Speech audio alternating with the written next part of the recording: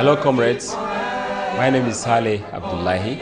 I'm vying for the position of National President Pengassan come 29 June 2017. I have the required skill, required knowledge and experience and exposure to be able to pilot the affairs of Pengassan at that level. I have served in several capacities at different levels of Pengassan, and I've handled big opportunities and I've handled big challenges successfully without making any noise. I believe that if you give me the opportunity, your expectations are going to be made. Let's talk about the refineries. Even before the PIGB of 2009, I happen to be a member of a team that looks at the refinery model. The model we are operating today is called a toll model, a model in which the refinery is sitting and has no crude to refine. The crude belongs to PPMC. PPMC buys the crude and passes it through the refinery. A refinery will refine and charge a percentage in form of commission. And that's how the refineries used to sustain itself. That amount is not sufficient to sustain the refineries. We propose a merchant model, a situation where the refineries will go and buy their crude, refine it, and then sell it to whoever they want and generate funds to keep themselves and to keep the operation going. About 10 years after, that same recommendation that was supposed to be taken then is now being proposed as a new approach into solving the refineries issue. We have to look at all the challenges within the refinery system and then suggest better ways forward. Follow me as I take you through the refineries business process, and then you understand what I'm talking about. It is obvious that our refineries today are in a state of disrepair. The output is less than what is desired. The output is not a true reflection of Nigeria's demands. Even if all the installed capacity is achieved, we will not be able to meet the daily demand of the nation. It is estimated that our daily demand is about 40 million liters a day. The refineries today cannot do that. The maximum they can do, maybe 9 from Port Harcourt Refinery, another 6 from Warri Refinery, and probably 4 from Kaduna Refinery. Even if you put all of them together, you do not get half of what is required. We have been clamoring over the years that we need to do turnaround maintenance. Government keep complaining that they don't have money to do the turnaround maintenance. Each time we complain, we threaten to go on strike. If we continue to do one thing in the same way and expect different results, then we must be deceiving ourselves. The reality is that we have to wake up and do something different. It is not longer possible to expect that by shouting, by striking, by whatever means we think we can use force to be able to get this result is not going to work out. One key thing that we have to note, however, is that by 2018-2019, Dangote Refinery is coming on stream.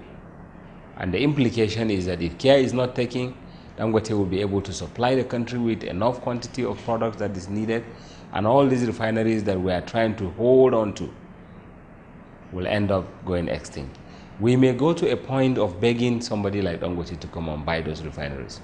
Is it not better that we consider alternatives? Alternative means to get funding, to be able to do turnaround maintenance in these refineries, and also to have some level of guarantee that crude oil will be coming into it. What matters to us is the efficiency of the refinery. What matters to us is to ensure that the job of our members are protected.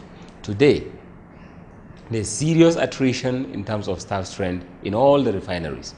Is it the Port Harcourt Refinery that used to be in thousands, or the Kaduna Refinery that has the highest number of staff that today it has reduced to less than 1,000 due to natural attrition? Even if refineries come on stream today to the level of installed capacity, the number of staff there cannot operate the refineries. We need to have additional staff. How can we do that? It is only by allowing efficiency to come in. It's only by allowing investment to come into the refineries, such that the refineries can produce again to the level that we want them to. And how can we achieve that? by allowing another alternative source of funding, which is through investors or any other means. But for us to keep crying, for the past 20 years we have been doing the same thing, that government must put in money, government must put in money, and government have not been able to put in money. So it shows us that there is no amount of pressure that you can put, that we have not put in the past 15, 20 years, that has not yielded any result. We have to do things differently. Good enough that even in the previous submission of Pengassan and Nupeng, that government should adopt the NLNG model by allowing partners or investors to come in with certain percentage of their money to invest into our refineries to bring them up. The previous submission we did under the 2009 bill is that 30% of the interest in refineries should be sold out to private investors. That was the submission of Nupeng and Pengassan. So it's not different. So if today we have investors that are willing to come in, all we need to do is to emphasize that this percentage must go out to them, and then focus on how this is going to be utilized. The only key thing that we must monitor, however, is to ensure that the people coming in to buy these refineries have the competence to be able to operate the refineries. And the second thing that we must check is to ensure that none of our members is going to lose his or her job.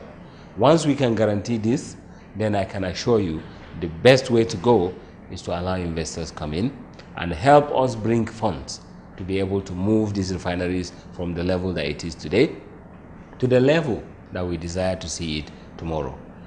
Colleagues, let's open our eyes. Let's look at the models available.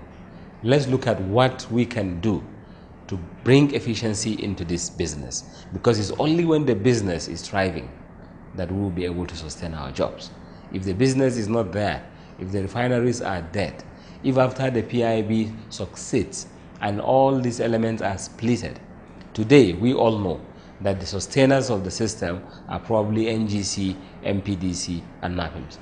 By the time we take away NAPIMS to another company called Petroleum Asset Management Company, and by the time we sell the 20% equity as prescribed in the PIB, it could be from the refineries, it could be in MPDC, our sources of revenue as NPC will become limited, and it will become difficult to finance refineries that are not functioning.